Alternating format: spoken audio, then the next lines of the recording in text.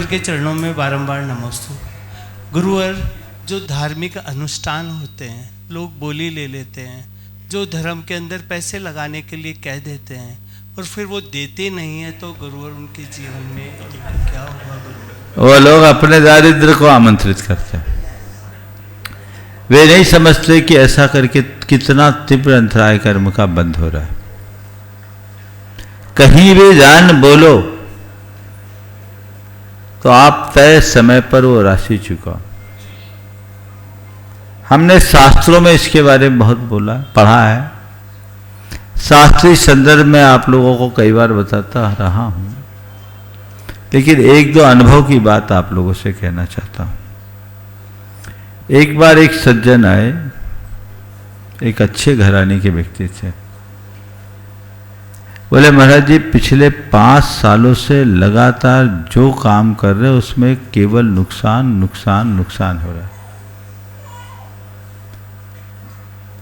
कई बार मेरे साथ ऐसा हुआ है कि आप लोगों के पुण्य से आपको देखकर कोई ऐसे भाव आ जाते हैं जो उसकी नब्ज पकड़ ले।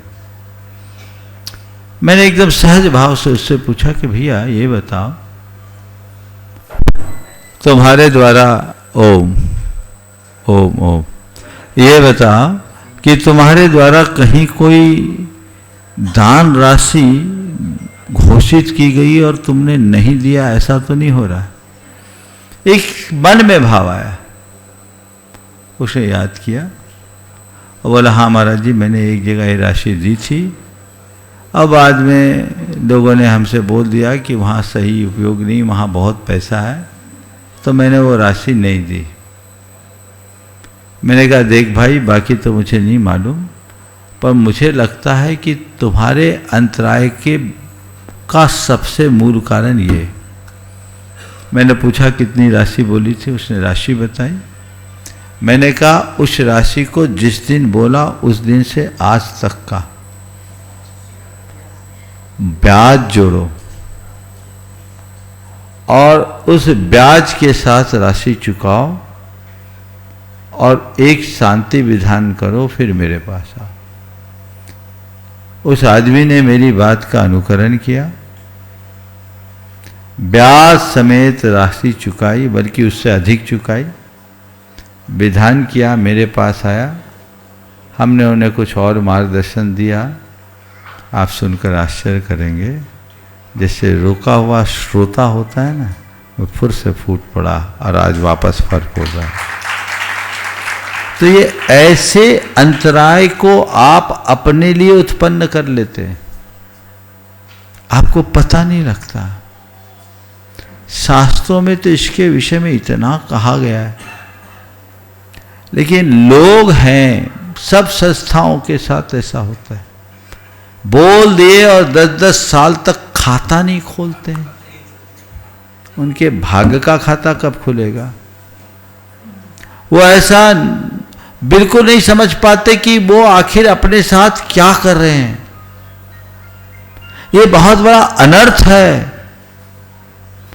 हमने अगर बोला है तो हमारी जिम्मेदारी है कि हम उसे चुकाएं,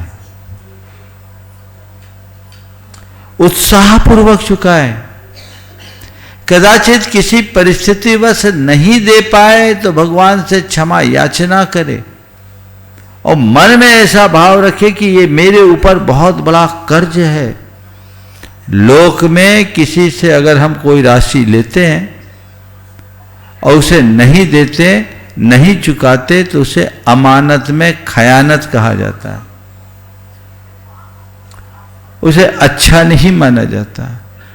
तो त्रिलोकीनाथ के दरबार में, भगवान के धर्म कार्य में हमने कोई राशि बोली है तो क्या ये भगवान के अमानत में खयानत नहीं है? दान राशि घोषित करते ही वह राशि देव द्रव्य की श्रेणी में आ जाती। आपको चुकाना ही चाहिए। हाँ, बड़ी राशि है, आप कंडीशनली कमिटमेंट कीजिए कि ये राशि मैं दूंगा अगर मेरी आज जैसी परिस्थिति रही और मैं इस दुनिया में रहा तो इस अवधि में दूंगा। उस अवधि तक बिना मांगे देते जाइए। हमारी समाज में ऐसी परंपरा है, घोषणाएं तो रोज होती है और कमेटियों का तलपट देखे तो वहां 12 बजा रहता है। सब जगह की यही कहानी है। मैं सभी भक्तों से कहता हूं, तुमने कहीं का भी कोई दान बोला है चुकाओ। कई जगह तो ऐसा होता है कि आप लोग दान बोल जाते हैं, वहां आपका डिटेल नहीं लिखा जाता, आप घर जाके भूल जाते हैं और गैर इरादतन पाप के भागी बन जाते हैं।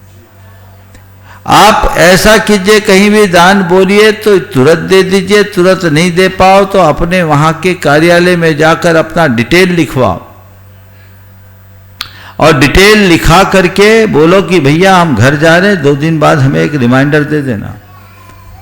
लोग शांति धारा कर देते हैं और 5-5 साल हो गए भी शांति धारा के पैसे नहीं आए। बोलो उसकी शांति क्या होगी? क्यों? यही कहानी है ना वीरू भाई। हाँ, शांति धारा तक के लोग दान देके भूल जाए, उन जीवों का क्या होगा? तो ऐसा काम कभी मत करना। कहीं भी दान आदि दिए हैं तो आप उसे निर्धारित समयावधि में चुकाने की पूर्ण प्राथमिकता रख करके चले, तो वो दान फलता है, पुण्य बढ़ता है। महाराज फिर तो हम दान ही ना दें, कोई बुराई नहीं है। दान ना देने से उतने पाप के भागी नहीं हो जितना दान दे घोषित करके न देने से, बेईमान बनने से। दान न देने वाला कंजूस और दे करके भुला देने वाला बेईमान। कंजूस पापी नहीं है, बेईमान पापी कहलाएगा। इसलिए बेईमान बनने से बचिए। मेरी बात को थोड़ा अच्छे से समझिएगा। हमने यदि शान से बोला है तो उदारता से देना भी चाहिए। कभी ऐसा मत करना, अन्यथा महान पाप के भागी होगे। इन सब चीजों को ध्यान में रखें।